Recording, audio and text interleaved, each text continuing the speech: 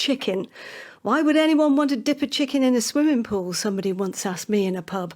In the United States, chicken carcasses can be disinfected after slaughter. Here, chlorine washes were banned by the EU in 1997 in favour of better hygiene and disease control on farms, making the washes unnecessary. And that's why chlorinated chicken has become the catch-all phrase for concern about food produced to lower welfare standards coming here. If you want the full story, Farming Today's Charlotte Smith is taking over our sister show, the Food Programme, on Sunday. For a sneak preview, here's Charlotte talking to Sonny Perdue, the outgoing US Secretary of Agriculture. He starts with his views on concerns over American welfare standards. They would not be putting new chicks into a place that would be unhealthy or unsafe for them because they would lose money because they have too much death loss. If the chickens themselves are surviving fine, then what is the issue other than trying to appear superior because you're using arbitrary standards of production that people somehow think is better for humane animal welfare?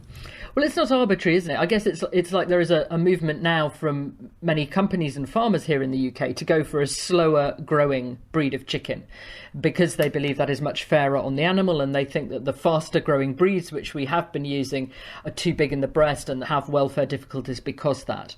And so that's what they're trying to work towards. And I believe there is a set of consumers who love that mythical idea of sentimentality in their food consumption, and they are welcome to do that.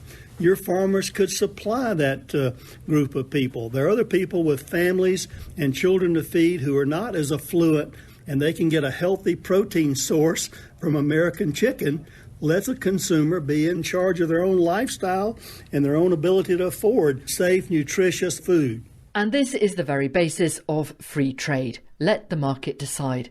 Why shouldn't consumers make their own food choices? The problem is that choice is going to be denied in a lot of settings. Kath Elliston is from Bite Back, a youth-led movement co-founded by Jamie Oliver, which lobbies for a fairer and healthier food system. Our public sector, schools, hospitals, again, we're looking at squeezed budgets. Those are the places where this food is going to end up. It's going to end up in your child's school, your grandparents' care home, the hospital where your relative is. And they're not going to have any choice about what they're eating.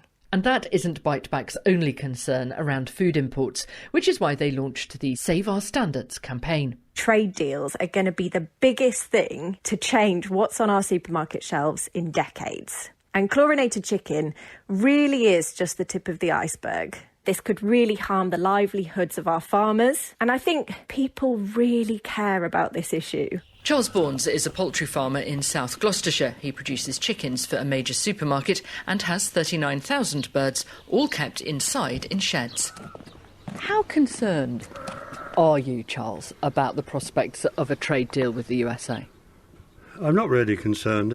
I'd be more worried if I was a Brazilian producer, because if we are going to buy their frozen chicken, it'll probably replace the Brazilian, because we in the UK produce and market only fresh chicken.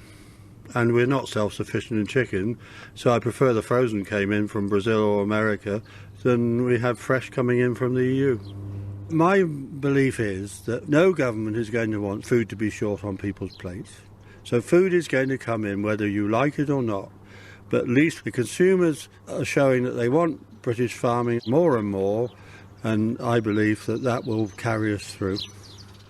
And you can tune into the food programme at 12:30 on Sunday lunchtime here on Radio 4, or at any time after that on